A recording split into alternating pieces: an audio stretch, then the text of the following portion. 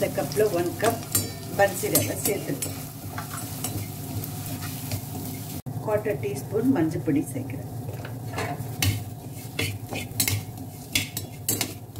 பன்சி ரவைக்கு தேவையான அளவு உப்பு சேர்க்கிறேன்.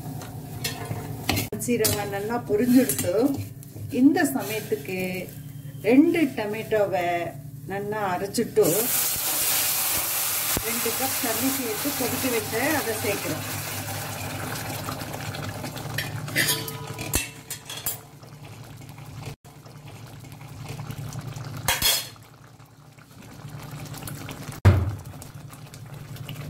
மூடி போட்டு கொஞ்ச நேரம் வைக்கிறேன்.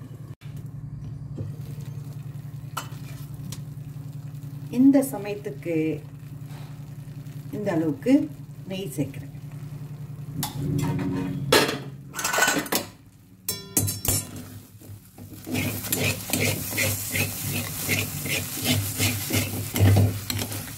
தலன்னு பன்சி ரவை உப்புமா அந்த தக்காளி நிறத்தோட அவ்வளோ நல்லா இருக்கு. பார்க்கறதுக்கு டேஸ்டாகவும் இருக்கும். இந்த உப்புமாக்கு தொட்டுக்கிறதுக்கு எதுவும் வேண்டாம். அந்த தக்காளி சுவையே நல்லா இருக்கும்.